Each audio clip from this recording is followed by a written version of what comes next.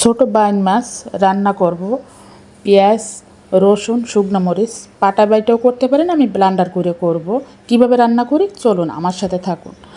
আমি সামান্য একটু পেঁয়াজ দিয়ে নিলাম, যেহেতু আমি পেঁয়াজ ব্লেন্ডার করে দিচ্ছি। পরিমাণ মতন তেল দিয়ে নিলাম, আর বাটা মশলাটা আমি ভালোভাবে কষিয়ে নেব। এভাবে করে যদি আপনারা পাটা বাইটা যদি এই ছোট মাছ যদি রান্না করেন অনেক মজা হয়।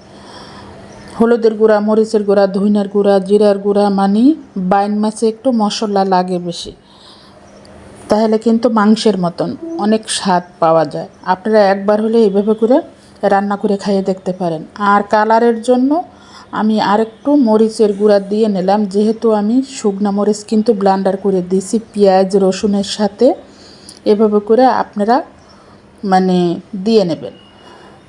এই যে আমি ব্লেন্ডারটা ভালোভাবে ধুইয়া দিয়ে নিলাম, আর মাছগুলোও দিয়ে নিছি। আর এখানে আমি 3 পিস রুই মাছও দিয়ে নেব, যেহেতু আমার ছোট ছেলে খাবে না, যার জন্য আমি একটু বড় মাছ দিয়ে নেব, ওই ছোট মাছ খাবে না। আর আমি ঘরোয়াভাবে এভাবে সাদামাটাভাবে রান্না করি। আপনাদের যদি ভালো লাগে আপনারা আমার ভিডিওটা সম্পূর্ণ দেখবেন। আসসালামু আলাইকুম, সবাই কেমন আছেন? আমি আশা করব সবাই আমাকে একটু সাপোর্ট করবেন। দীর্ঘদিন ধরে চ্যানেল চালাচ্ছি কিন্তু ভিউ হয় না, কেন ভিউ হয় না জানি না। সবাইকে অনুরোধ করব ভিডিওতে একটা লাইক দিয়ে ভিডিওটি দেখবেন, যদি ভালো লাগে শেয়ার করে দেবেন। আমার বাইন মাছ এইভাবে করে আমি কষাবো আর পানি দিতে থাকবো। আর এদিকে আমি শাক ধুয়ে নিচ্ছি, শাক কলমি শাক ভাজি করব। কিভাবে করতেছি সহজভাবে রান্না করতেছি, আপনাদেরকে দেখাচ্ছি। কলমি শাকটা আমি কাইটা কুইটা আর কি ধুয়ে নিচ্ছি ভালোভাবে।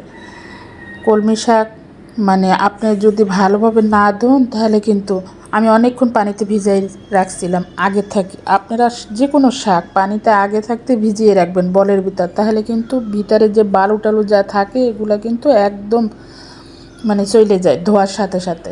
যাক, আমার শাক দেওয়া হয়ে গেল। পরিমাণ মতন লবণ দিয়ে নিলাম, পেঁয়াজ, কাঁচামরিচ এটা দিয়ে আমি ঢাকনা দিয়ে নেব। শাকটা সেদ্ধ হওয়া পর্যন্ত অপেক্ষা করব, তারপরে আমি শাকটা বাগার দিয়ে নেব। একদম সহজভাবে কলমি শাক এভাবে করে আপনারা যদি ভাইজা খান অনেক মজা পাওয়া যায়। আমি তো এভাবে করে কলমি শাক ভাজি করি। যাক, আমার শাকটা সেদ্ধ হয়ে গেছে। এখন আমি রসুন কুচি, পেঁয়াজ কুচি এটা আমি তেলে একটু হালকা ভাইজে নেব।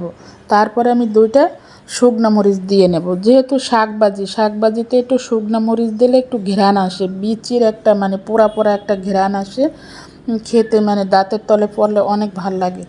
আমার এই শাক ভাজিটা যদি আপনাদের কাছে ভালো লাগে ভিডিওতে একটা লাইক দিয়ে সম্পূর্ণ ভিডিওটি দেখবেন। সবাই ভালো থাকবেন, আমাদের জন্য দোয়া করবেন। আজকের মতন ভিডিওটি আমি এখানেই শেষ করলাম।